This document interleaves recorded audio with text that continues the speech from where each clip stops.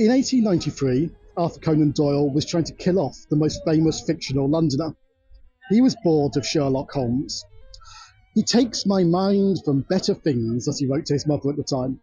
So he retrofitted history a little bit. And what we now know is that in April 1891, accompanied of course by Dr. John Watson, Holmes set off on what Conan Doyle very much hoped would be his final journey to the continent and to Switzerland. Pursued, of course, by Professor Moriarty, a arch nemesis and Napoleon of crime who was somewhat awkwardly shoehorned into the canon at this last moment for these precise purposes. Now, the final problem isn't a fantastic travel book. It's 4 brief pages of thinly described journey in a short story. But 1891 and that last decade of the 19th century was a time when Europe was in flux. Politically, economically, culturally, development of transport, tourism and technology. So, over the next few days, we're going to trace Holmes's and Watson's footsteps on their way to the Reichenbach Falls. But our adventure doesn't start here in Baker Street. It starts here, in Kensington. By the early 1890s, Dr. Watson had left Baker Street, married Mary Morstan, and set up what he described as a not very absorbing general practice here in Kensington. It was in his consulting room that April evening that Sherlock Holmes appears, closes the shutters for fear of air guns, and entices his friend on a spontaneous and uncharacteristically aimless continental holiday whilst Moriarty and his gang are rounded up. But where in Kensington was Dr. Watson's practice? Well, he provides us with a clue, but it's a rubbish clue. He says it backs onto Mortimer Street. There is a Mortimer Street in London, but it's in Fitzrovia, miles that way. Not even the most optimistic estate agent would describe that as Kensington borders. So we'll have to turn to our old friend Google Maps.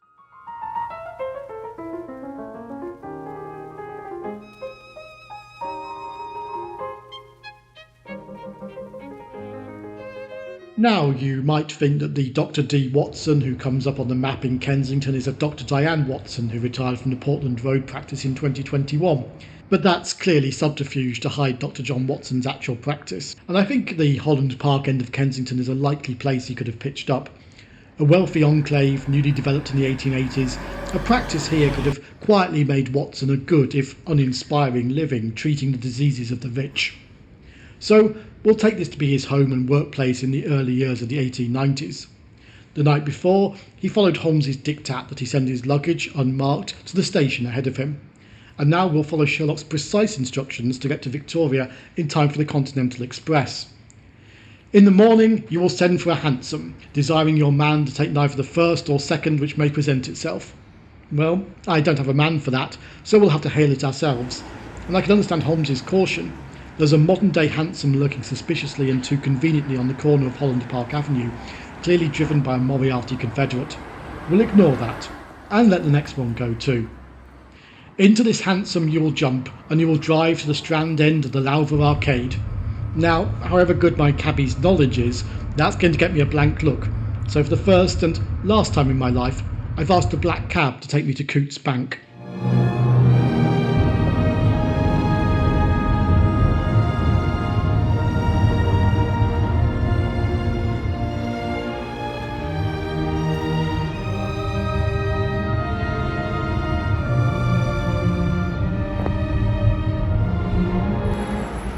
The Strand end of the Lowther Arcade that Holmes directs Watson to leap out at and dash through is where that big glass monstrosity now is.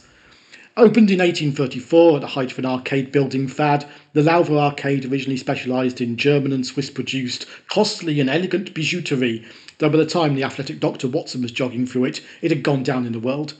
Charles Dickens' son called it a bazaar for cheap toys and mosaic jewellery. A decade later, Cootes bought it and eventually demolished it, leaving the original buildings on either side. Trying to dash through would get me arrested today, or presented with a highly privileged bank account. Before we dash on, we do have to wonder why Holmes has brought Watson to the very doorstep of Charing Cross Station, from where the South Eastern Railway of the day operated the most prestigious boat trains, only to send him west again. But this isn't the last weird, zigzagging, evasive move we'll encounter. Holmes tells Watson to time his arrival at the other end of the arcade for 9:15, where he will find a small brougham waiting at the curb to sweep him onwards. You can still distinguish the other end of the arcade by its pillars and the bored Coots security guard having a furtive smoke. But Adelaide Street is pedestrianised now, so no chance for Brougham, even if it was driven by Mycroft Holmes, who occasionally was the British government. So instead we'll return to Trafalgar Square for a more prosaic double-decker bus. Unless I can hitch a small Brown to these guys.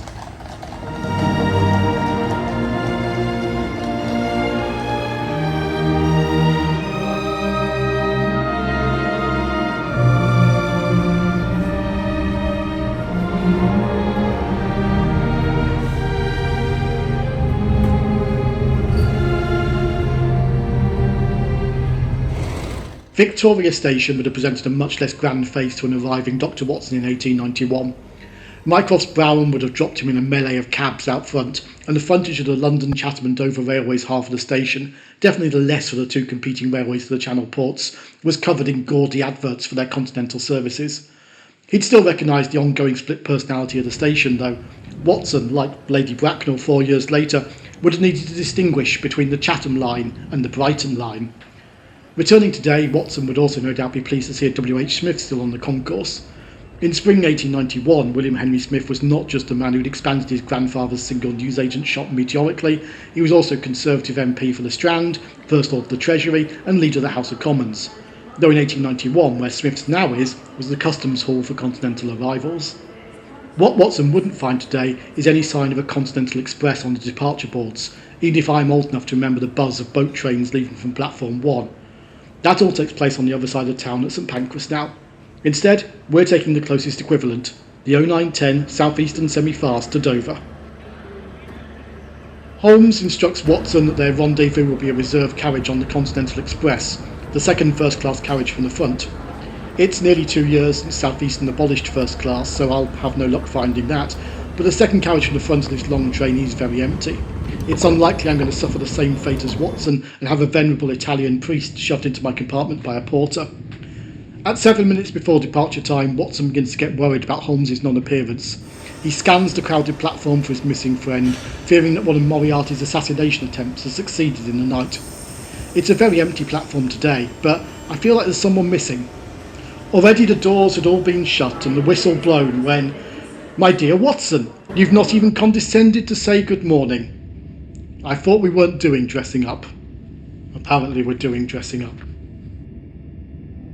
With Holmes revealing himself from his disguise as an Italian cleric, we all slip away from Victoria. For Holmes and Watson, not a moment too soon. Glancing back, I saw a tall man pushing his way furiously through the crowd and waving his hand as if he desired the train to be stopped. It was too late, however, for we were rapidly gathering momentum. No Moriarty today. He's busy causing chaos over on the Brighton side, which is paralysed by a points failure.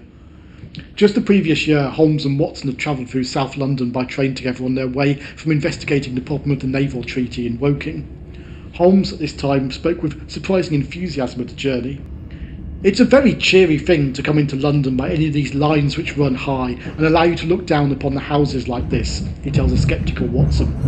In particular, he points out the tall Board of Education schools, early comprehensives, as beacons of a better England of the future. I doubt Holmes took much notice of the view as they steamed through Clapham and Brixton in April 1891, nor of passing through Beckenham, where they'd also recently been for the dramatic, deadly denouement of the adventure of the Greek interpreter. Both our protagonists were preoccupied with their narrow escape, and Holmes's news of an arson attempt on 221B the previous evening. "What will he do?" asks Watson in regard to Moriarty. "What I should do. What would you do then?" "Engage a special. But it must be late." "By no means. This train stops at Canterbury and there is always at least a quarter of an hour's delay at the boat. He will catch us there." From this description we can try to pin down which of the many Continental Expresses our duo are on. My 1891 Bradshaws gives several options. But it can't be the 8:30 AM Calais Boat Express, as that is too early for Watson's timings at the Lowther Arcade. Its 11 AM sister train doesn't call at Canterbury. By a process of deduction, therefore, they must be on the 10 AM Ostend Boat Express, intending to switch to the Calais boat at Dover, perhaps as an additional bit of subterfuge if Moriarty had worked out they were headed for Paris. Or alternatively, and this won't be the last time I wonder this, Watson is actually a rather unreliable narrator. Holmes has oversold the speed of the train somewhat. It also calls at Herne Hill for the connection from the City of London and at Chatham. though my train, in these days of High Speed 1 as the fast way to Kent, will make a leisurely 19 stops before Dover. One of those is at Rochester on the Medway, which would have been a hive of activity when they passed in 1891, as the naval dockyards underwent massive convict-powered expansion to enable the construction of steam-powered ironclads. Good job Holmes had recovered that naval treaty.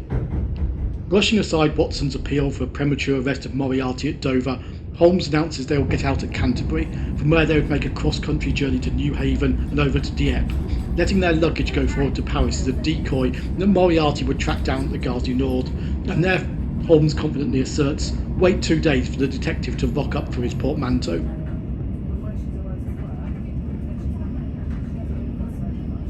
With the Professor likely hard on our tail, we follow Holmes's lead and leap from our coastbound train at Canterbury East. In these days of see it, say it sorted, I'm certainly not leaving my luggage on board.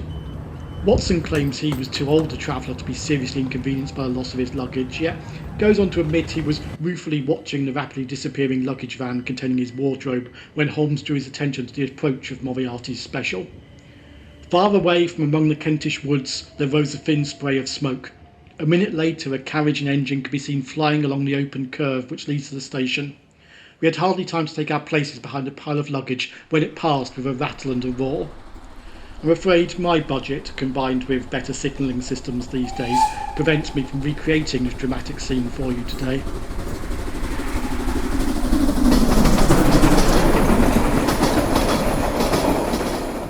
With Moriarty, for now, safely speeding towards Dover, Watson says they found they had an hour to wait before their journey towards New Haven. I think it was a mere 45 minutes, during which time they had to change stations and, in Holmes's words, treat themselves to a couple of carpet bags to replace their Paris-bound portmanteaus. Furthermore, says Holmes, the question now is whether we should take a premature lunch here or run our chance of starving before we reach the buffet at New Haven. I've been to New Haven before, and the buffet's just a vending machine these days, so that's an easy question to answer for me. Despite its grand history, by the late 19th century Canterbury was a largely bypassed market town. Hence emerging industry and population growth had gone elsewhere. Even the archbishops didn't really come here anymore. However, the magnificent cathedral lies on the route to Canterbury's other station, so I'm sure Holmes and Watson took a peek, though given the numerous unsuccessful attempts on Holmes's life by this point, it feels it would be Moriarty who was left muttering, "Will no one rid me of this turbulent consulting detective?" As befits the older of Canterbury's 2 stations, West has a bit more grandeur than East. Here Holmes has switched from the London Chatham and Dover Railway to their competitors, the South Eastern, a rivalry that left Kent with a rather unintegrated rail network that persists to today. By this point, the Professor, born at breakneck speed to the Channel by the London Chatham and Dover, would have discovered he had been bamboozled. Did Holmes now begin to worry that any random person on the platform could be a hastily telegraphed Moriarty confederate? I think Holmes and Watson's onward train was at 12:08, hence the prematureness of any Canterbury lunch. Mine is the 12:23, and both of us are confusingly on trains heading back towards London. Holmes is to Charing Cross, mine to St Pancras. And, by total chance, our 125-mile-an-hour capable super train bears a rather appropriate name today. Any relation, Dame Kelly? Dame Kelly Holmes sweeps us gently down the Sylvan Stour Valley, and in quarter of an hour we are alighting at Ashford.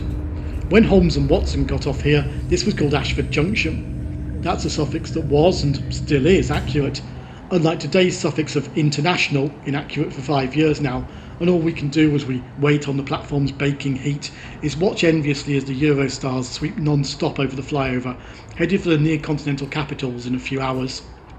In 1891 this was the biggest industrial town in East Kent, with 1,300 people employed in the South Eastern's locomotive and carriage works. Holmes and Watson had just a 20-minute wait at Ashford for the 1 p.m. to Hastings. I have 40 minutes before our little diesel Marshling train creeps apologetically out of the Buglia. But in 1891 there were just 6 trains a day down this lonely line, 7 on Tuesdays. It now has an hourly service. The South Eastern must have hated this railway. Opened 40 years before Holmes came this way, it still hadn't turned a profit when he did. Their solution was to hold unlicensed prize fights on Romney Marsh with special trains from London. To maximise profit, the railway rigged the fights for £1,000. Alas, Britain's second era of privatised railways is coming to a close without unleashing the same sort of entrepreneurial spirit. We called at the ancient towns of Rye and Winchelsea, past the once strategic Cinque Ports. A few weeks before Holmes and Watson passed, W.H. Smith, him again, became Lord Warden of the Cinque Ports, a position he held for just 6 months before he died in October 1891. A suitably maritime end for the man who, earlier in his career, had been lampooned by Gilbert and Sullivan as the ruler of the Queen's Navy who had never been to sea. Through Hastings, where our duo would have had to change onto the 210 to London Victoria. Yes, this roundabout route is now pointing us back the way we came, but my eastbourne train means I can pass straight through. And finally, as we approach Bexhill, there's the English Channel, a good couple of hours after Holmes and Watson would have expected to have been on a ferry steaming across it. But now the 1891 traveller gets a slight advantage over me. Their Victoria-bound train could go straight on along a curve avoiding Eastbourne, but someone closed that in 1969, so now I'm having to switch trains at an Eastbourne suburban station called Hampton Park, confusingly for fans of Scottish football. I'm now on an Eastbourne to Brighton stopper, strangely being operated with a Gatwick Express liveried train. The railway parallels the escarpment of the South Downs. In decades to come, after Reichenbach, and my apologies if I've just spoiled the rest of this video for you, Holmes retires to the Downs, 5 miles from Eastbourne, to take up beekeeping. The village of East Dean, just beyond those hills, makes a claim to have been his home, based largely on a local microclimate that is conducive to apiculture. At the classic East Sussex Junction station of Lewes, we're firmly back on Holmes and Watson's trail. Their train from Hastings would have connected here onto a 3:30 p.m. to Seaford in 1891, and here's today's 15:30 to Seaford, waiting to take me onwards too. It's a very short ride to Newhaven, past the White River cliffs of the Ouse, through the gap in the Downs and to the town's pair of stations. Now, I know that paradoxically you don't get off at Newhaven Harbour for the ferry anymore, but Holmes and Watson would have done, or even at the Newhaven Marine platform a few metres on, which had opened alongside the new non-tidal steamer berth in 1886, and, despite many years of disuse, somehow didn't legally close until 2020. The Dieppe ferry is still tantalisingly close to Harbour Station. The open moor of the Côte d'Albâtre is beckoning but inaccessible. The passenger terminal is now back up by Newhaven Town Station, leaving the run-down harbour halt to serve 3 terraces and a breaker's yard. So we're going to need to hike back. But it's not the most exciting walk from Harbour Station to Town Station, but you do get to pass the end of Baker Street, so it at least feels appropriate. And if you're going to have a pub called The Engineer on the corner of Baker Street, surely you'd rename it The Engineer's Thumb? There have been sailings from Newhaven to Dieppe since 1847, but things really took off for the route once the non-tidal berth at Newhaven meant that steamers could run to fixed timings. In 1891, things were in a state of flux with both tidal and traditional non-tidal services running. This causes us problems. We've got Holmes and Watson's to steamer quay by 4 p.m. Unless that day's tides produce a late afternoon sailing which doesn't appear in Bradshaw's, there's no ferry leaving until 11 p.m. But Watson tells us, "We made our way to Brussels that night." There's a whole industry of Sherlockians trying to parse that phrase, but clearly unreliable or grief-stricken narrator Watson is eliding an overnight journey to Dieppe and a daylight journey on to Belgium into a single sentence.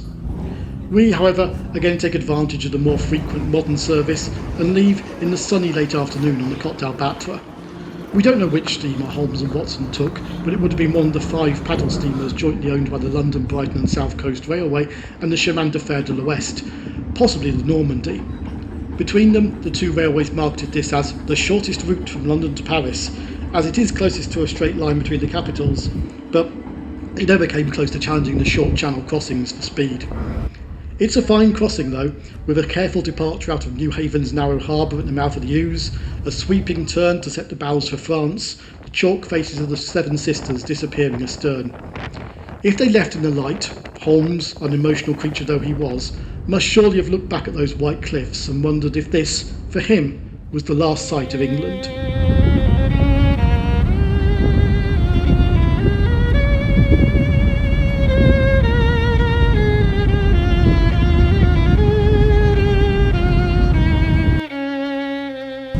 It's a 4-hour chug across the shimmering eastern English Channel on the Côte d'Albâtre. The 1891 advert for this route claims that the commodious and powerful paddle steamers on the Newhaven-Dieppe route are acknowledged to be the best employed in the service between England and France. With several stories of cars and trucks below us, the Côte d'Albâtre and her singular sister ship Seven Sisters are infinitely larger than those paddle steamers, though small by the standards of cross-channel superferries. But these ships are still well equipped with the 1990s decor and passable food you'd expect from a service whose survival is heavily subsidised by Normandy's regional government. As the sun sets, my phone connects to a French network and leaps an hour forward. Switching to my Bradshaw's Continental guide, I'm reminded that in 1891 I'd have had to make a somewhat more awkward manual adjustment to my fob watch, winding it forward 9¼ minutes to put it on Paris time.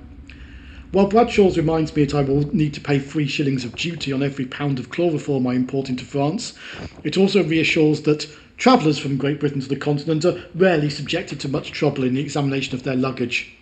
This must have been particularly reassuring for Holmes, who was presumably travelling with a decent stock of cocaine and heroin. At a little after 10 p.m, the Côte d'Albâtre moors up alongside her namesake coastline. I wasn't expecting to find a shuttle bus into town, and the driver didn't seem to be expecting any passengers, but I'm glad to do so, as it's quite a trudge into the Centre-Ville from the modern terminal.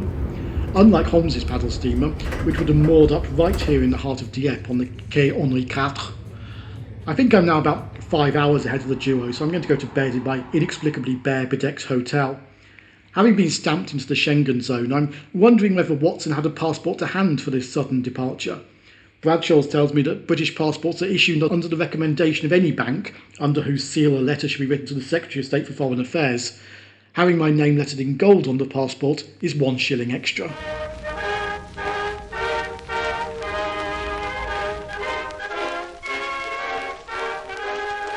It's early morning on day 2. Having zigged in London and zagged in Kent, I think Holmes and Watson arrived here on the Dieppe quayside at about 4 a.m. Drawn up alongside the steamer would have been a dedicated express train to Paris, which would then chug down this quayside to join the main line. However, Paris, Holmes reasoned yesterday, and I think quite rightly, is where Professor Moriarty lies in wait for them with their abandoned luggage. So I don't think they went that way. We get very little information from Watson as to what they do on this second day, other than they end up in Brussels. So I think, now we're on French soil, we're going to zig all over again.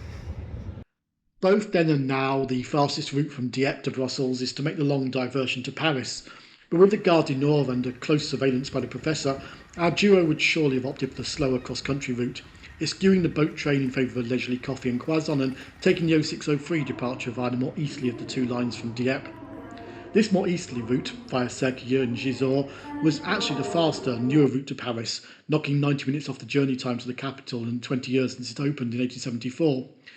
But it avoids the other big traffic source round here, the city of Rouen, so 1891's modern main line has become 2024's cycle path.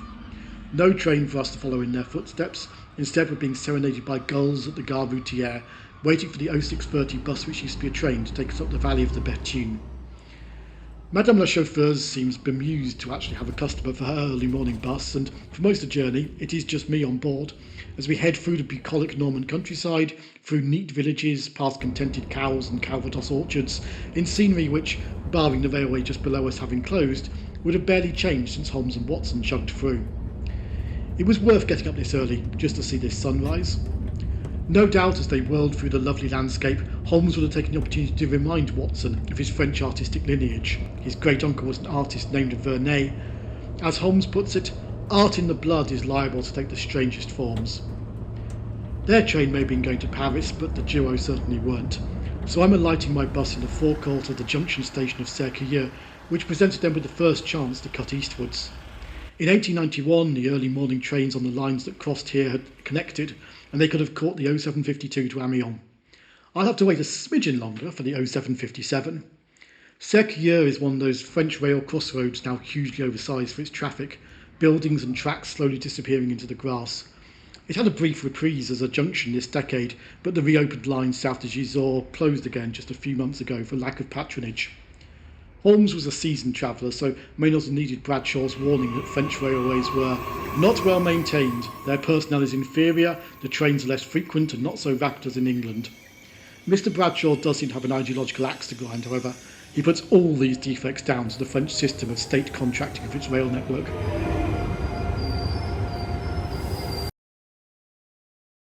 C'est beau le paysage, non? The conductor says to me cheerily as he waits for me to finish grabbing a shot of the Picardy countryside in the low morning light before checking my pass. Take that for your inferior personnel, Mr. Bradshaw. Holmes and Watson wouldn't have had the joy of the empty top deck of a bi-level regional train, and we're already well ahead of them as we speed eastwards. In 1891, France was in a slightly shaky state. 20 years on from the humiliating self-inflicted defeat by Prussia, the Third Republic tottered. Obscure President Sadi Carnot got through 8 prime ministers in his 6 years at the Elysee before he was assassinated by an anarchist. A sizable portion of the population wanted the 3 R's: revenge on Prussia, revision of the constitution, and restoration of the monarchy.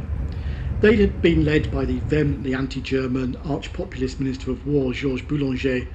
He banned all productions of Wagner's Lohengrin and also managed to lose a duel to the aged Minister of the Interior.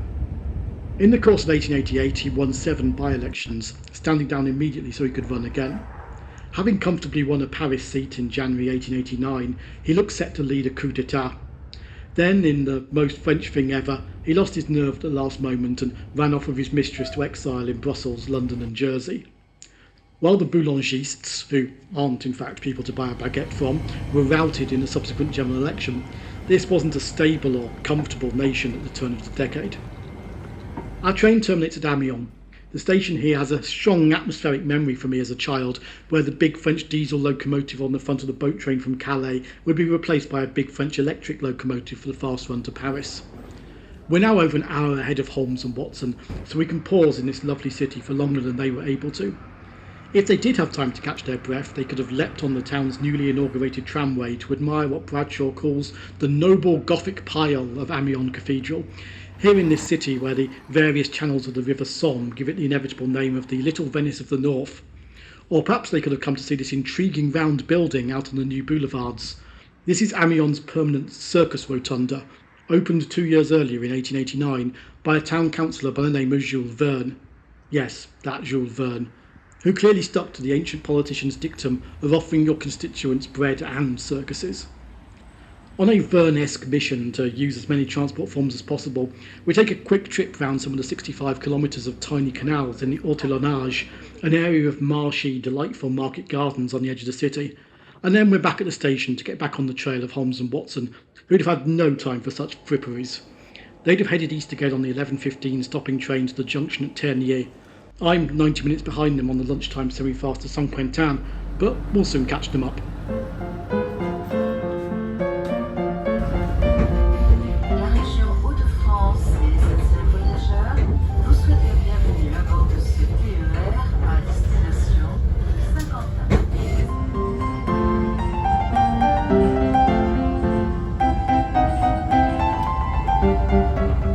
Travelling on a modern French regional train can be a delight. Big, quiet, low floors, very comfy seats.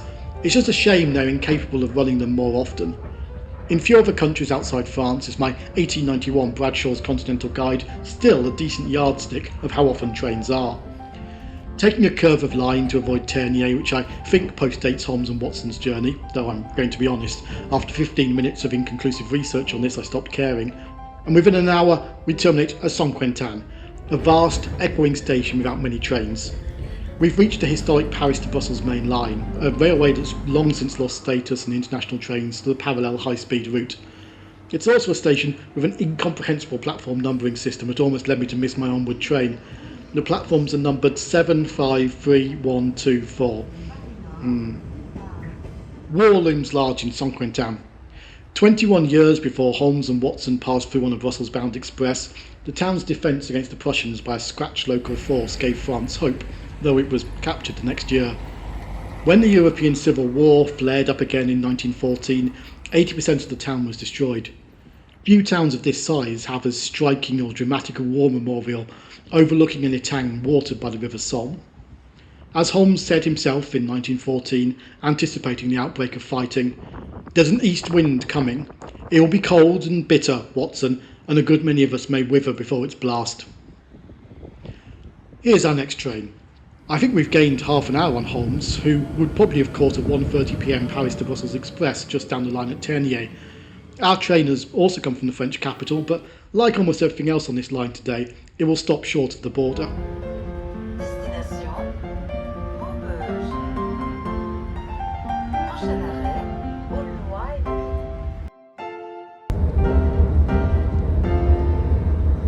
The train speeds past the small rural town of Lacateau, sleeping amid the tree-edged pastures.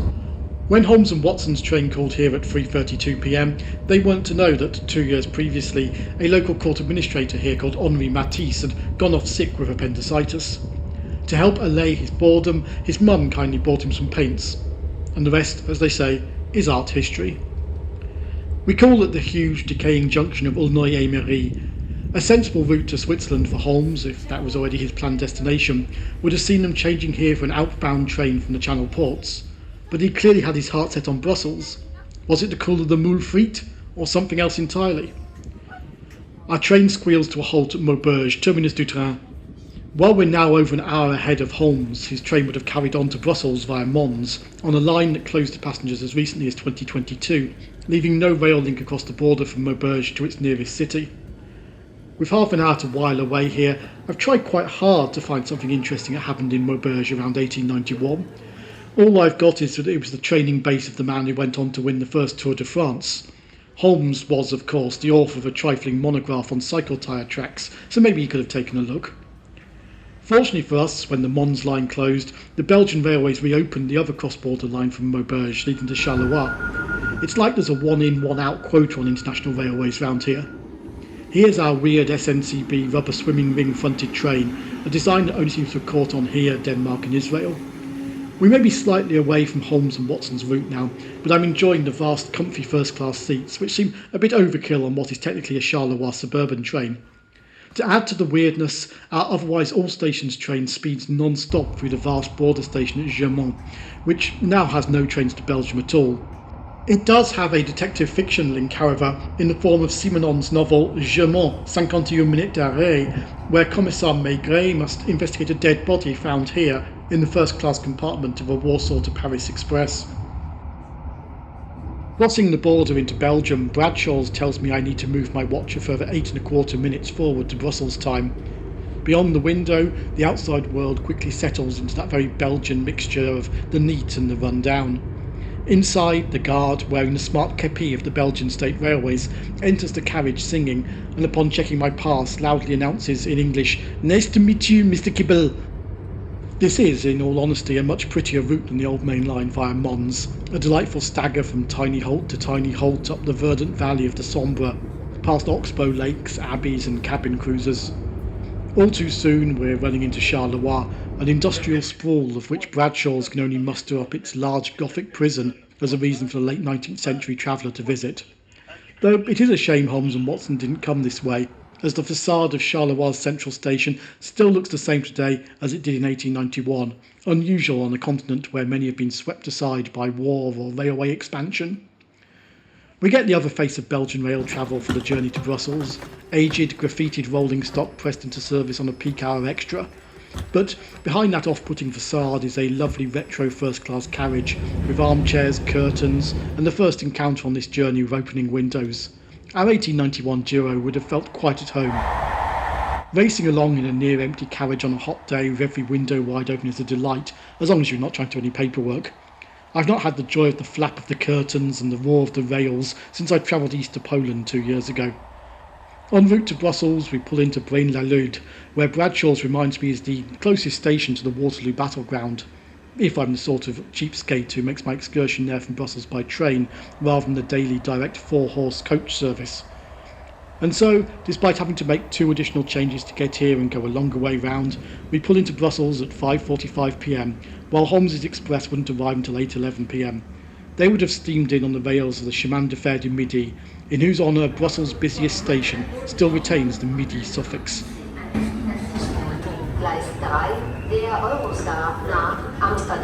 Midi is not a very centrally located station, and in 1891 the railway and tramways didn't penetrate the heart of walled Brussels.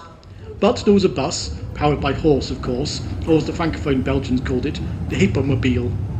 There was a busy route between the Gare du Midi and Nord through the city centre, and today's equivalent is the 48, a lovely journey over the cobbles, past Porte de Halle and Chapelle. By 1891 the writing was on the wall for the Brussels horse buses. Profit margins were very low, and an outbreak of equine typhoid fever in 1892 hastened the inevitable advent of the electric tram.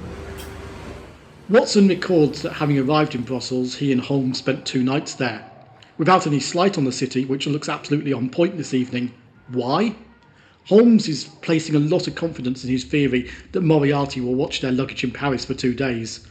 Brussels at that time was, Bradshaw tells me, a favoured place of resort or of residence in the winter for the well-to-do British. While Watson may have enjoyed a leisurely tour of the city's highlights, Holmes must surely have worried this bustling city, full of compatriots who might recognise him, could accidentally or deliberately place him in danger. But perhaps we shouldn't assume this is a truly aimless holiday. Perhaps, like the railway timetables in 1914, it cannot be stopped once in motion and must inevitably end in a meeting and destruction for one or both parties. There may have been genuine reasons for Holmes to visit Brussels. Maybe, as the foremost champion of the law of his generation, he wanted to see the monstrous Palais de Justice, completed the previous decade for £2 million, and at the time the largest building in Europe, and still the world's largest judicial building. Or perhaps he wanted to share a tisane with a remarkable up-and-coming young detective. We don't know much about the early career of Hercule Poirot, but we do know that by 1893 he was a trusted enough detective in the Brussels police to handle very delicate, politically charged cases. Or maybe Holmes just wanted some frites and a Trappist beer. That would seem fair enough for a man on the run.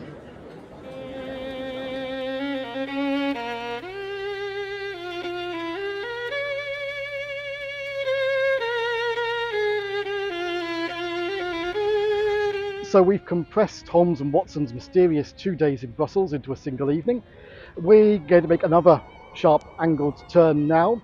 We're here at the Gare de Luxembourg, which does what it says on the tin. We know that Holmes and Watson travelled by Luxembourg. There's a throwaway line from Holmes to that effect, just as they lose their luggage at Canterbury. So let's go head southeast. Brussels' Gare de Luxembourg stands on the ritzy Place de Luxembourg, which in 1891 was home of Belgium's Prime Minister. The original station is now the European Parliament's Information Centre, and the glass edifices of the EU rise behind it. In front, however, just as when Holmes passed this way, is a statue of Birmingham engineer John Cockerill, who brought steam locomotive manufacturing to Belgium. So, Brexit or no, there's still a Brit standing at the heart of the European institutions. And the direct line to Luxembourg was built by British investors, hoping to use it for the lucrative London to Bombay express mail market. They soon ran out of cash. And I've run out of luck. Holmes probably caught the 7:17 a.m. train, as it conveniently had through carriages for Strasbourg. My 6:56 train, however, has a big red cancelled label by it on the Gare de Luxembourg screens. A Moriarty Confederate at work, no doubt. Showing resourcefulness I hope Holmes would approve of, I rapidly replan. We're going slightly off the Holmes and Watson route, but keeping ourselves on schedule. A hop on an S train round to the Gare du Nord, a sprint through the subway while juggling my breakfast and dodging early morning commuters, and I'm on a Liège bound intercity by the skin of our teeth. Thanks to a very non-1891 high-speed line, I can make a change to a secondary route south through the Ardennes that might just get us to Luxembourg in time for our onward connection. So we can cool our heels for a little on this lovely double-deck train, speeding southeastwards and paralleling Holmes. A useful fact I learned from Bradshaw's, for this is what you want from your railway timetable: Belgium's annual revenue was £12.75 million and its expenditure £12.5. Result, presumably, happiness for this 60-year-old country. There would have been none of the bilingual announcements as a standard on SNCB back in 1891. Having separated from the Netherlands in the 1830 revolution, there was long-standing official suspicion of the Dutch language by the Francophone elite. It wasn't until 1898 that Dutch finally became an official language. We make a very swift transfer at Liège's monumental Guillemans station, which is becoming a staple of this channel, onto a local service heading south into the Ardennes. It's a stunning morning to be twisting along the valley of the Amblève through the wooded hills. Cattle graze the dewy meadows, herons stand motionless in riverside trees. The direct Luxembourg line away to the west has similar deep-cut riverside landscapes. We call it the little village of Cou because the Wallonians are just making up place names now.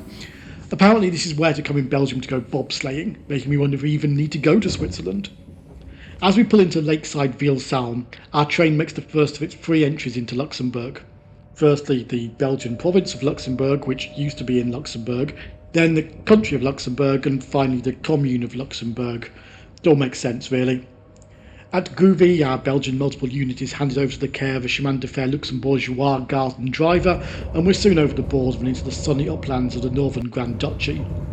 After 2 partitions already in the 19th century, there was more turbulence for Luxembourg the year before Holmes and Watson passed through. Until 1890 it had been in a personal union, i.e. a shared monarch, with the Netherlands. However, when William III died and was succeeded to the Dutch throne by Queen Wilhelmina, this caused a problem. Luxembourg still applied Salic law, meaning women couldn't inherit titles. So for the most questionable of reasons, Luxembourg got its own Grand Duke, creating a separate line through to the present day. Luxembourg, the city, has one of the finest rail approaches of any capital. Even with much of the fortifications being removed when the Prussians left in 1860, the Gibraltar of the North still lives up to its nickname. I'd enjoy it more if we weren't 8 minutes late for a 7-minute connection at Luxembourg. Happily, it turns out that Luxembourg Railways do timetable padding too, so an 8-minute delay becomes just 5 minutes on arrival. It's quite a dash in the heat out to the station forecourt for, yes, a rail replacement bus. Holmes didn't have this indignity. There's a brief glimpse of Luxembourg's fine station building as we pull away, but this is an early 20th century affair from when Luxembourg started to get wealthy. When Holmes and Watson passed through, it was a much more modest timber building. There's big track works this summer just south of Luxembourg City and an industrial-scale rail replacement bus operation going on to get us to Bettembourg where the trains recommence.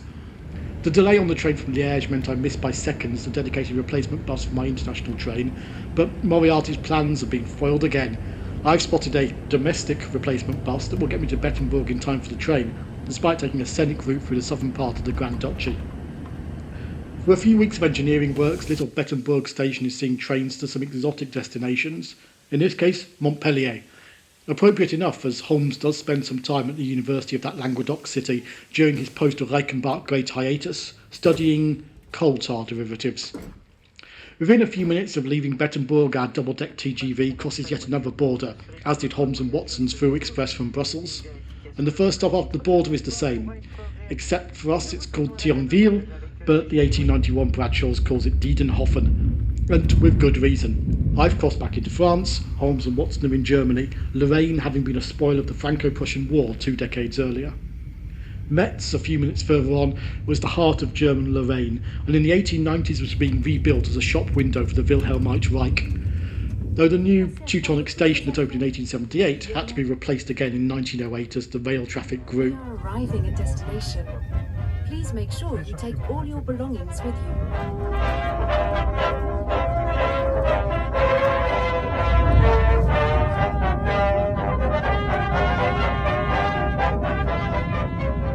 Not to sound too much like an article in The Economist, but Germany in 1891 was at a crossroads. The previous year, Bismarck's 19 years as Chancellor had come to a sudden end, thanks to his personal incompatibility with new Emperor Wilhelm II, whose ascension to the throne old Otto had not anticipated, meaning he'd failed to cultivate him as an ally. Bismarck had been replaced as Chancellor by forgettable Leo von Caprivi, who rode back some of his predecessor's anti-socialist legislation, stopped the shops opening on Sundays, and more importantly, broke off Bismarck's secret alliance with Russia, which would have some minor repercussions round about 1914. Bismarck lurked in grumpy enforced retirement, awaiting a recall from a grateful nation that never came. France, meanwhile, had far from accepted the loss of Alsace-Lorraine, with maps in schoolrooms marking the region in black as a sign of mourning. We moved on upon the third day as far as Strasbourg, reports Watson. Having left Brussels about the same time as I did, they would not have reached the Alsatian capital until 4:23 in the afternoon. You can understand their desire to call it a day here.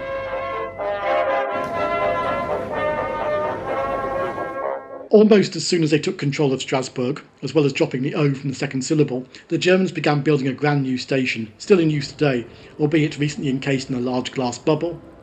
It included a waiting room for the Kaiser, never used for its intended purpose, and which now has the indignity of being a meeting room where SNCF bureaucrats do PowerPoint presentations. Just 7 months before Holmes and Watson arrived at this station, it had also played host to Buffalo Bill, who arrived by rail to give 6 performances of his Wild West show, or possibly Wild West Shov, given the linguistic tendencies of the time.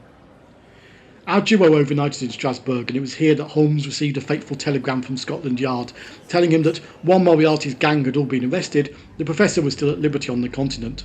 Holmes tries to persuade Watson to return home. "You'll find me a dangerous companion now," he says, rather presumptuously suggesting he wasn't already.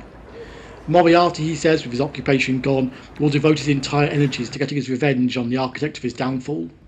Ever faithful Watson demurs. "We sat in the Strasbourg salle à manger arguing the question for half an hour. We're having a much shorter break in Strasbourg, so Mrs. Turtle has to put up with a much more modest salle à manger, though we are grateful for the Ville de Strasbourg's informal shower facilities on this baking hot day. The outcome of the salle à manger conference is clear though, but the same night we had resumed our journey and were well on our way to Geneva. Condensing a little, we are on our way to Geneva that same afternoon, heading first to Basel in those wonderful Corail coaches, see several adventures pass him on this channel, of the 200km/h Rhine Plain Expresses.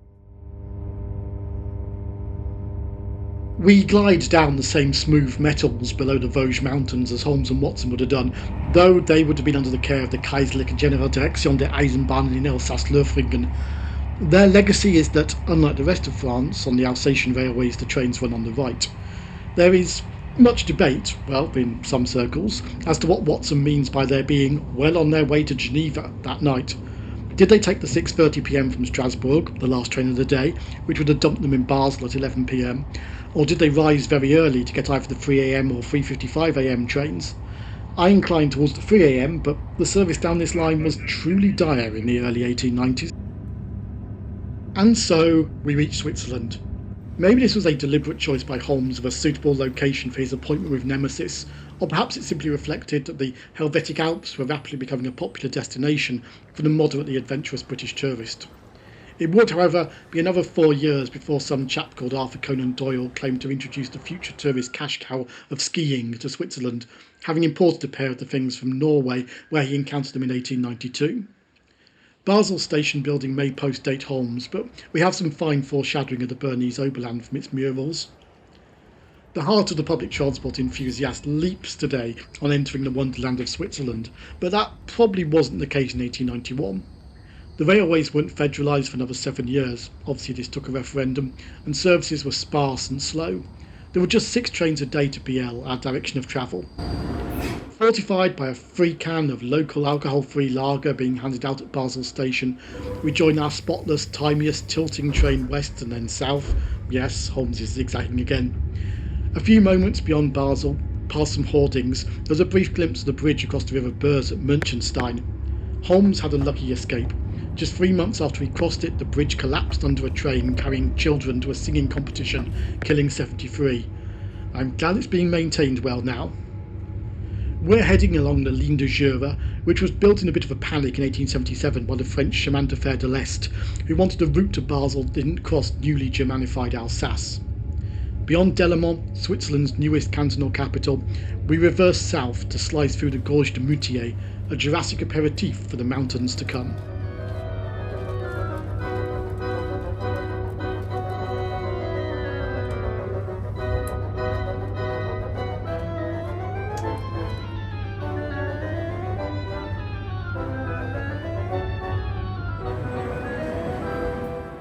I think we've done enough cheating for today, so I'm leaving this train at Moutier before it plunges into the long Tunnel Moutier-Grange beneath the Jura ridgelines, which didn't open until 1915. Instead, we'll take the old line, now a looping secondary route via Sonsebos, that Holmes and Watson's Lausanne-bound express would have taken. We have a few minutes in the sleepy little watchmaking town of Moutier. Even in 1891 it was churning out 8,000 watches a year, which isn't long enough for me to go into a lengthy diversion into the complex politics of why, after 5 referendums, allegations of electoral holiday making and some mild terrorism, this francophone town will finally leave overwhelmingly German-speaking Canton Bern in 2026. That's for another video maybe. Instead, we'll divert around the folds of the Jura Mountains on the little ferociously air-conditioned local train to bilingual Biel-Bien. It's haymaking season in the Jura, and shirtless old men stand leaning on their scythes watching us past, no doubt hoping for recognition from the passengers of their hard work in the hot sun and the pristine lines of sweet-smelling hay they've created. It would have been second nature to Holmes and Watson to have the railway send their luggage on ahead of them. Both had done precisely that at Victoria. But this isn't a facility offered in today's Europe. Except, of course, in Switzerland, where at the BL ticket office I can hand over my suitcase for it to be transported to Meiringen for a bargain 12 Swiss francs. And then I can step unencumbered onto a train to partake of another too rare delight that our Jura would have taken for granted, a restaurant car for an early dinner. We're on the Geneva-bound intercity, skipping the change Holmes and Watson had needed to make in Lausanne, and I've got a seat in the restaurant on the right side, by which I mean the left-hand side, for the beautiful parade of lakes in the evening light. First, the Bielersee. Then we've crossed the linguistic Rostiggraben to run among the vineyards beside the Lac de Neuchâtel, where my white wine risotto and a very nice bottle of Swiss Chasselas arrive. Possibly, Holmes's Lausanne's Express carried a larger cellar, but it didn't tilt around the curves. Across the lake and beyond the next hill is the village of Luçon, where Arthur Conan Doyle's son, Sir Adrian, lived in the local chateau. There he established a Conan Doyle museum and one of the, to my knowledge, 3 replica 221B Baker Streets in the world. The third and final lake is Lac Léman, Lake Geneva itself. In the pink evening hues, the deep-pocketed residents of the Riviera Lémanique are tacking hither and thither in their yachts, in front of the stern backdrop of the French Alps.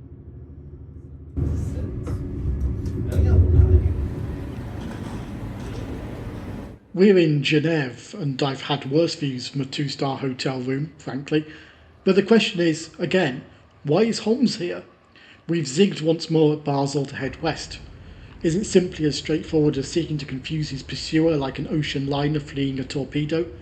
Did he feel safer among the crowds of this hugely international city rather than in remote places? If so, he quickly changed his mind about that.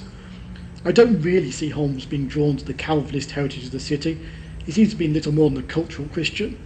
Maybe the city's anonymity appealed, or its elegant promenades and the glacially blue waters of the Rhône. The salmon-pink dawn spreads across the Geneva sky.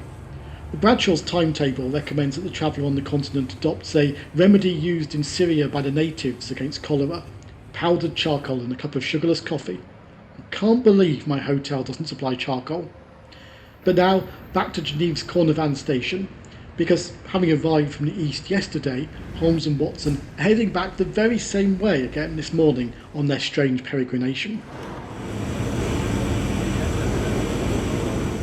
We spent a charming week wandering up the valley of the Rhône, says Dr. Watson about their next movements. That sounds lovely, except slight problem. Based on the dates you've given for leaving London and for arriving at Reichenbach, you don't have a week to spare, you've got at most a day. So I'm beginning to wonder if this Dr. Watson chap is actually a reliable narrator at all, and maybe he should stick to writing fiction. Some people have also suggested that this was actually a bit of a light humour on Watson's part about the speed of the railways in this part of Switzerland in 1891. It took between 6 and 8 hours to get from here in Geneva to Lurk, where they are headed to back then. It now takes 2.5. These were leisurely trains. So we're going to work on the basis of that day and spend the next day wandering, in a loose sense, up the valley of the Rhône. As they were retracing their steps towards Lausanne, no doubt Holmes amused Watson with his party trick of calculating the train's speed using his encyclopedic knowledge of how far apart the telegraph poles on each company's railway lines were placed. It's a comfortable run back along the lakeside, though my Bradshaw's promises me that Swiss first-class carriages are fitted with tables, looking glasses, footstools and other conveniences. Where are my footstools and looking glass, SBB? We pause briefly in Lausanne, where much of the Conan Doyle archives live in the fine university building on the Place de la Riponne, overseen by a dedicated foundation established by that son who lived up the road in Luçon. If they were in the mood for an engineering wonder, maybe our Rhône Valley wanderers also paused here to sample a ride on La Ficelle, the first of Switzerland's many funiculars, opened in 1877 to link lake and town. It's now part of Switzerland's only metro, with remarkably angled platforms. Ficelle means string, the nickname coming from the cable that hauled the original trains. It's now all automated and the gripping is done with rubber tyres, not cables. Our onward transport awaits down in the lakeside suburb of Ucci. You could cut your face on that bow. I've no reason to think Holmes headed up the lake by steamer. The railway was in place by 1891, but I reckon this counts as wandering, and it feels wrong to pass up the chance to use a vehicle as operated in Holmes's lifetime. This sailing, which is at once both the 0930 Express to the towns at the head of the lake and the Patrimony Round Cruise, is supposed to be operated by paddle steamer Suisse. She's been substituted today by the Italie. Swings and roundabouts. Italie is slightly older, launched in 1908 rather than 1910, but on the other hand she's been converted to be a diesel-electric paddle steamer. Paddle steamers were a vital form of lake transport in the 19th century. As the rail network expanded, shipping firms worked in conjunction and connection with them. The Belle Epoque and its wave of wealthy tourists led to larger, more luxurious steamers like Italy, and they're still part of the public transport system. I've got a through ticket purchased on the SBB app from a Lausanne metro station, and a nice chap on a 1908 built ship just scanned the QR code as we head off into the blue yonder.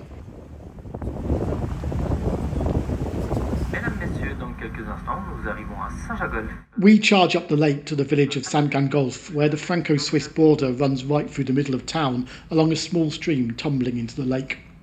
The Italie is 5 minutes early, as she's running diesel on a steam timetable. Now we swing around the head of La Clément, past where dredging machines harvest the alluvium-rich waters of the Rhône as it empties into the lake. On board, it's becoming clear that the airport rule around alcohol consumption also applies to paddle steamers. Lots of local sparkling wine is being chugged by grandparents at 10:30 a.m. The Italie drops us at the lakehead town of Villeneuve. She's taken just 3 minutes longer to get here from Lausanne than Holmes and Watson's train would have done in 1891. Villeneuve, like much of the Le Mans Riviera, bore witness to many of the early, moderately intrepid tourists of Switzerland, in whose well-sold steps Holmes followed. Henry James, his sister and his aunt stayed in Villeneuve briefly in 1872, but ran away from the never-ending rain. Back on the rails, hopping from stopping train to intercity, we continue our journey south along the billiard-flat valley floor, crammed with orchards, maize fields and industry, the naked-top mountains sheer above. When Holmes and Watson travelled this way, they were conveyed by the Chemin de Fer de Simplon. This was an optimistic name. Their rails had only managed to get to the foot of the Simplon Pass in Brig in 1878. It would be 1906 before they tunnelled under it into Italy. In case Watson did actually mean wandering in the literal sense, I'm covering myself by going for a proper wander from Sion to St. Leonard along the Bisse de Claveau. The Rhône Valley beasts are centuries-old irrigation channels, 15th century in this case, meticulously engineered to have a tiny falling gradient over many kilometres. The beast network reflects the lengths people would go to cultivate vines on these south-facing terraces in Switzerland's sunniest valley, including building huge terraces. By the 1890s, only the toughest spots remained, and terrace walls up to 16 metres high were being built by vignerons. Though another innovation had yet to arrive, these remarkable roller coaster monorails for carrying the harvested grapes from the precipitous hillsides. Given how we think of Switzerland today, it's remarkable to realise that within young living memory of the 1890s, this region, the Valais, had some of Europe's worst rural poverty and poor health thanks to its isolation, lack of economic development and poor diet. In particular, a low iodine intake led to incredibly high numbers of local people developing goitres, something easily resolved when they realised they could iodise the salt mined a few kilometres up the valley.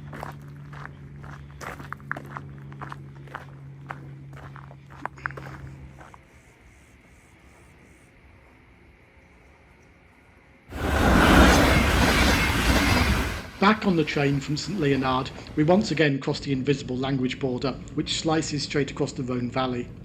Neighbouring stations are called Sierre and Salgeschk. Watson notes they turned off the valley at Leuc. He, at least, noticed the crossing of the Rostigraben, unlike the Bradshaw's timetable, which insists this station is called Loesch. Our duo would have needed to time their journey around the 3 p.m. daily diligence to Leukerbad. The diligence was the precursor to the bus, a closed stagecoach holding up to 16 people. Away from the railway lines and lakes, they were still the main means of transport in the Swiss Alps in the 1890s. A railway would open to Leukerbad in 1908, but it closed again in 1967, so we will be taking our more frequent, spacious, diesel-powered diligence. You can put mountain bikes on the back now. The bus wastes no time in climbing precipitously from the station, past the town of Leuc, inconveniently high above the railway, then into the mountain fastness. The diligence took 3.5 hours to reach Leukerbad. The bus takes 31 minutes and has no need to change horses en route. It's something of a white-knuckle ride as the road hairpins its way up the cliff face. The draw of the Alp-filtered waters of Leukerbad was astonishingly strong in order to be dragging people up these slopes since 1501. We're now heading north, because why not on this bizarre journey, and we come to the terminus at the smart little bus station of Leukerbad, a slew of pretty wooden chalets and concrete monstrosities sitting in the bowl of a forbidding cirque of sheer rock walls. Surely this is a dead end of a valley. That's a question for tomorrow. For now, Holmes and Watson could briefly join the water-taking crowds. The hot sulphate of calcium waters are in great repute, says Bradshaw's. Here, our duo are following in the footsteps of many famous visitors, Goethe, de Maupassant, Twain, to name a few. But in their single night here, no doubt in one of the grander hotels rather than my 3-star of a patriotic duck, they would have had no time to partake of the 3-week-long Lurkerbad cure of the 19th century, which worked up gradually to spending 10 hours a day sitting in hot water, cooled to 36 degrees Celsius from the 51 degrees it comes out of the mountain at. I swiftly adjusted to the fact that the town is full of people walking around in bathrobes and am sitting down for a local speciality called cholera. Just as well there wasn't any charcoal available this morning. E quel sole ce l'hai dentro il cuore, sole di primavera, su quello scoglio.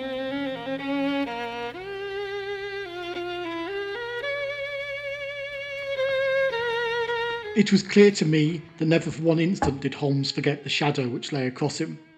In the homely Alpine villages or in the lonely mountain passes, I could still tell, by his quick glancing eyes and his sharp scrutiny of every face that passed us, that he was well convinced that, walk where we would, we could not walk ourselves clear of the danger which was dogging our footsteps. The sun is just cresting the tops of the mountains, and like Holmes and Watson, we're heading north for the first time on this zigzagging, wandering journey on to the Bernese Oberland, which lies beyond that what looks like an impenetrable rock wall. However, since the 15th century, or maybe even earlier, the path up that wall has been the only route from the Rhône Valley direct into the heart of Switzerland. Holmes and Watson took that route. The first Thomas Cook's trip to Switzerland took that route in 1865. Sadly, I think the chance of me getting up that route alive are quite slim, but luckily someone's provided an alternative.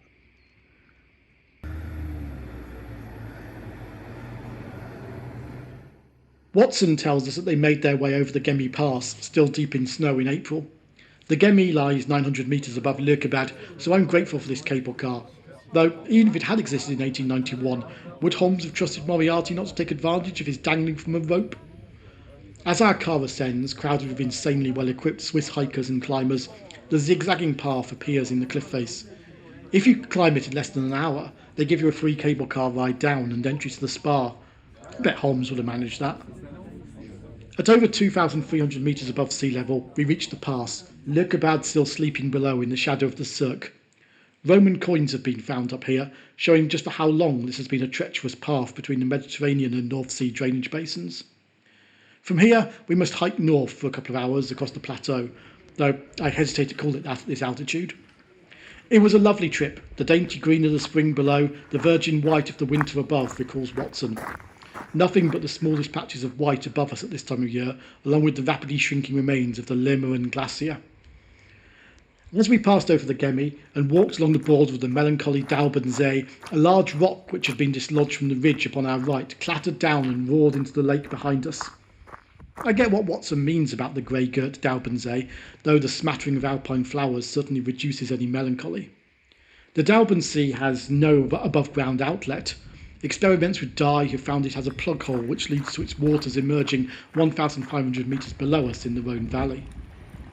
At this time of the morning, the silence on the pass is broken only by the crunch of my steps and the bells of the slightly sinister mountain sheep. Holmes was again following in many illustrious footsteps on this pass. Mark Twain, de Maupassant, Jules Verne, him again, and 13 years after Holmes, Vladimir Lenin in Swiss exile.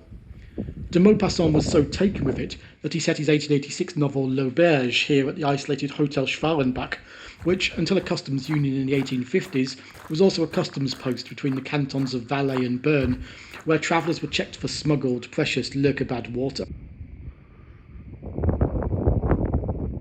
From Schwarenbach, we descend gradually out of the world of sheep and into the mountain pastures of cows, with their deeper, more melodious bells. At a boulder engraved with their coats of arms, we cross from Canton Valais into Canton Bern. After the Daubensee rockfall, Holmes and Watson's Swiss guide insists that avalanches are a frequent natural occurrence here. He's not wrong, as the scars on the mountainside here attest. Indeed, just 4 years later, in 1895, 6 people and 300 cows perished in a huge avalanche on these very hillsides. Sadly, I eschew purchasing any of the cow's Alpkase from the Honesty Cheese Hut, given what I think my warm rucksack will do to it. Not that this puts off the steady stream of Swiss hikers who greet me with a cheery "Grüezi" as they pass. Like centuries of travellers before them, Holmes and Watson would have branched off here to descend another steep, zigzagging path down the Schwarzbach Gorge to reach the Canda Valley. Happily, the entrepreneurial Swiss are again going to save my knees. I'm certainly not alone in taking the easy way out at either end of the Gemmi. There's even a special discounted ticket to go up one cable car and down the other. And the cable car down from Sunbury restaurant provides more stunning views. If you give the Swiss a sunny late summer day, a cable car into the mountains and a connecting bus, they will take it in extraordinary numbers. I've not seen a bendy bus as crush-loaded as the one from Candlesteg since they ran in South London. Happily, I'm travelling against the peak flow, so it's a much more pleasant hop down into Candlesteg, a place which couldn't be more Swiss if there were people walking down the main street with Alp horns. Oh. Candlesteg is now where cars are loaded onto trains to be shuttled through the Lurchburg tunnel, as there's still no road to the Rhône Valley. While the railway was still 24 years away when Holmes passed through, Candlesteg was undergoing a tourist boom of Gemmi travellers. 13,000 tourists a year were crossing the pass in the late 19th century, leading to a hotel building boom, and, as Bradshaw's tells me, there were English services held in the church every Sunday. Diligences ran twice a day down the valley from here to Frutigen. We'll follow in our souped-up diligence from outside the Hotel Victoria. So souped up, it has a parcels and luggage trailer on the back. Our bus hairpins its way down the Canda Valley on roads that are no doubt far smoother than in 1891. For the first time in my life I have my ticket checked on a rural Swiss bus by a very friendly ticket inspector. I sort of always assumed that the self-check system worked more on the basis of self-checking against your Helvetic conscience before you fare dodged. Frutigen is where the new 35-kilometre Lurchburg-based railway tunnel emerges, largely superseding the 1913 tunnel from Candlesteg. Unsurprisingly perhaps, as it bores straight through the same massif as Lurkerbad stands on, more hot water sources were discovered during construction. These are now used to heat glass houses and grow Swiss mangoes in well-named Frutigen. While Holmes and Watson would have travelled all the way down to the Bernese Lakes by diligence, there's no equivalent direct bus north of Frutigen, as the railway stopping trains render it unnecessary. So we're briefly cheating and hopping on one of the very smart new trains of the Bern-Lurchburg Samplon Railway to fill the gap. One of the station names is a bit confusing, but that's Reichenbach in Kandertal. It's a common enough place name in the German-speaking lands. There aren't many places where the view on exiting the station is better than at Spitz, the unfeasibly blue waters of the Thunersee stretching away from the town's bay and castle. Today it's easy to get to Interlaken, perched between the Thunersee and the Brienzer See, 15 minutes from here on a train that could have come from as far away as Hamburg. But in 1891 that railway was still 2 years from completion, so this time, when I'm getting on a boat, it's not just me having fun. This is how Holmes would have travelled east into the heart of the Bernese Oberland. We're switching from the Bern-Lurchburg Samplon Railway's newest train to its oldest boat, the actual paddle steamer Blömisaup, launched in 1906. So a little bit of this journey will actually be by steam power.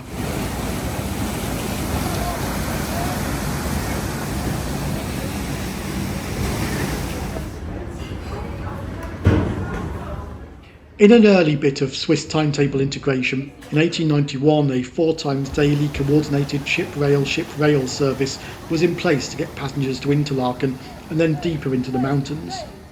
We don't know which steamer operated the 4:45 p.m. from Spitz that Holmes and Watson likely caught, but as a flagship service, maybe it was the newly launched Helvetia of 1889. The slightly younger Blömisaup, which we were aboard, sailed the lake until 1971 when she was proposed for scrapping. In an Only in Switzerland story, volunteers restored her, then returned her to the Bern-Lurchburg Samplon Railway, who put her back into public service. My Swiss day pass is as valid on her as on a tram in Zurich. She's a 118-year-old thing of polished wood and burnished brass beauty, and there's a great view while waiting to be served at the bar. We crisscrossed the Thunersee at remarkable speeds to serve villages on either side of this glacial lake.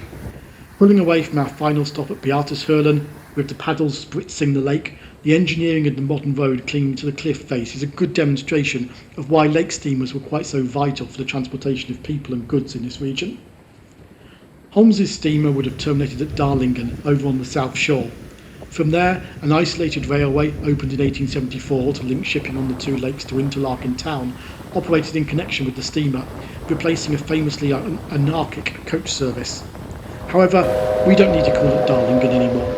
While Holmes was here, construction was well advanced on the Interlaken ship canal, paralleling the unnavigable River Aar from the lakehead to allow steamers from the Thunersee to reach Interlaken itself, opening in 1892.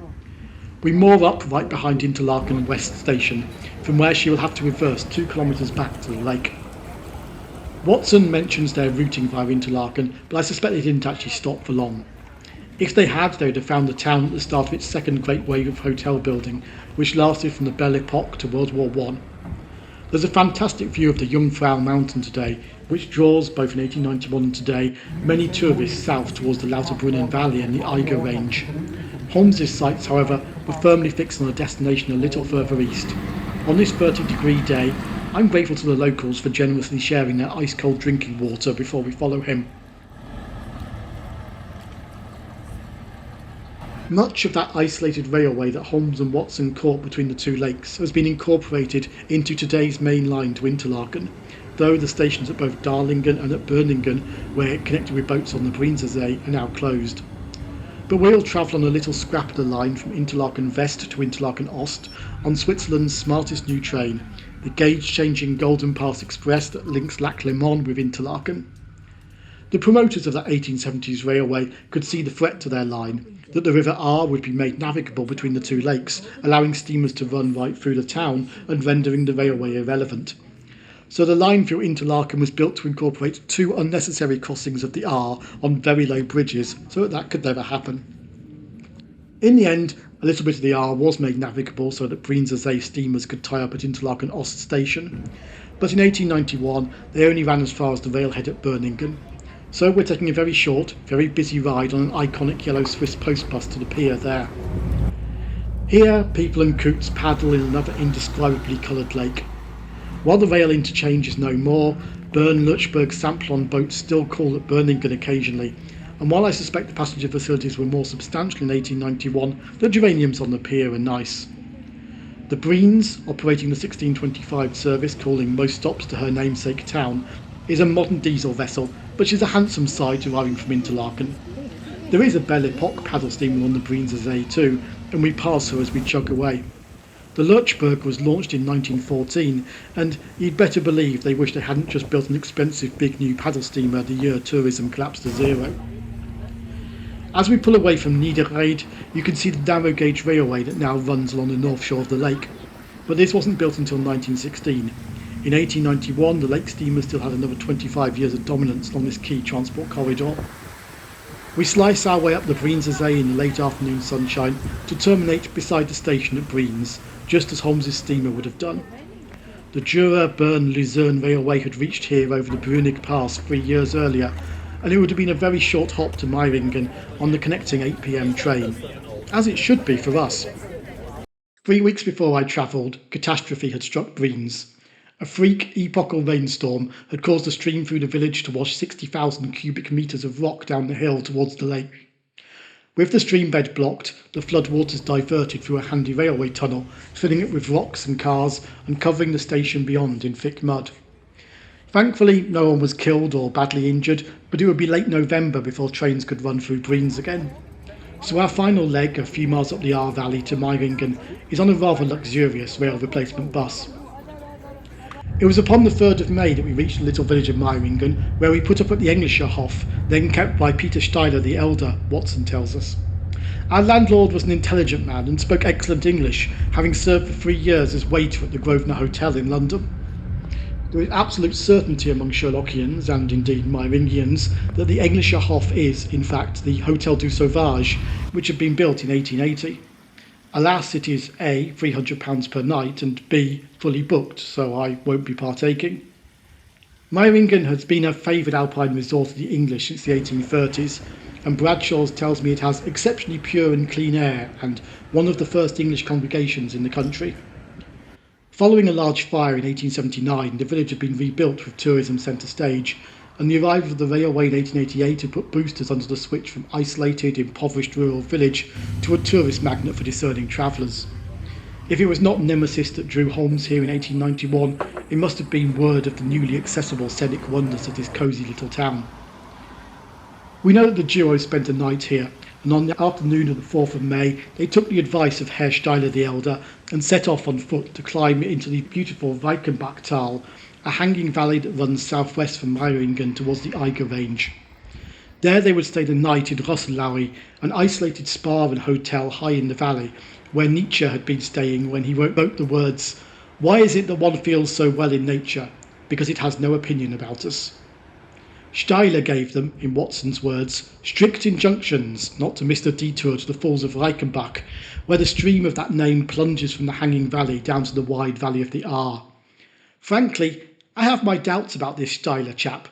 These direct instructions to visit the falls, the handing over of the hotel notepaper to a mysterious Englishman who writes the note that separates Watson from Holmes.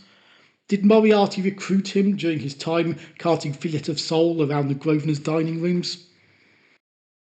Holmes and Watson, armed with their alpenstocks, would have climbed the path direct from Meiringen towards the falls. My aversion to climbing every mountain means we are cheating slightly and taking the post bus halfway up the hill. To be fair, it is very hot and the 164 is a beautiful route. To the driver's surprise, she drops us in the middle of the woods, but a stop I don't think she gets asked to stop at often. There's some good post horn action from both our bus and the relief bus behind.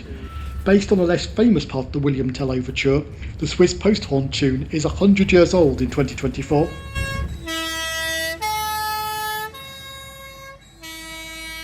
A little road leads us to the hamlet of Schwendiacker, where we join the duo's footsteps, taking the old path up from Meiringen to Zwirgi and Rossenlei, now superseded by the well-engineered road that the post bus takes. Up through the steep, lush Alpine meadows, there's a roaring sound drawing us onward. And there is our first sight of the falls. Hydroelectric schemes and reduced glaciers above means there is less water coming over them than when Watson and Conan Doyle experienced them, but they are still a remarkable sight. But this isn't the key location.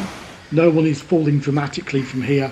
We need to climb a little further still to where, as Watson describes it, the path had been cut halfway round the fall to afford a complete view, but it ends abruptly and the traveller has to return as he came. There's a funicular available now to take you up to the falls, but it postdates Holmes by a few years. In fact, the place name recognition that Watson's narrative provided for Reichenbach was the key driver for it being built. It is indeed a fearful place, writes Watson. The torrent, swollen by the melting snow, plunges into a tremendous abyss, from which the spray rolls up like the smoke from a burning house. The shaft into which the river hurls itself is an immense chasm.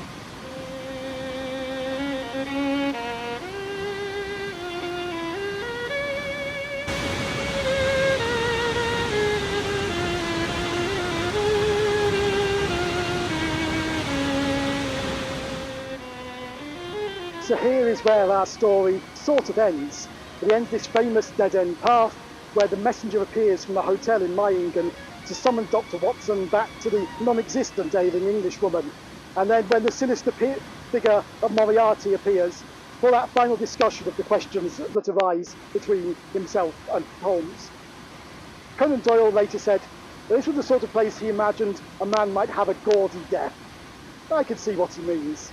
Reichenbach Falls is dramatic, it's slightly melancholy and sinister. It's a great place to finish off a fictional detective you no longer want to write about. Of course, Conan Doyle didn't really have that option. The public outcry was too great, and he ended up resurrecting Holmes through an astonishing climb of this cliff face and then over the hills to Rossenlei. Luckily, I'm not tired of travelling with Mr. Turtle, so there's more of that to come, and we need to return to 221B Baker Street. And there's no need to go all the way back to London to reenact Holmes' surprise return to his old quarters. In the basement of the English church in Meiringen, now a Sherlock Holmes museum, is a fantastic recreation of the flat rented by the much put upon Mrs. Hudson to the worst lodger on the planet. While there was an English church on this site since 1868, to the building of which Queen Victoria donated 1,250 francs, this isn't the original. Having survived the first Great Fire of Meiringen in 1879, it burned down in the second in October 1891. There are those who suggest that the timing of this huge fire is too much of a coincidence, that revenge was being served by Moriarty's surviving Confederate, Colonel Moran, on a village he suspected of aiding Holmes's escape after Reichenbach. But maybe there's a more benign possibility. Perhaps it was simply that some hapless cook left an oven unattended while making Meiringen's other claim to fame, the meringue. It was worth the 6-day, 1,000-mile zigzag across Europe, just to end up in the Frutal tea rooms.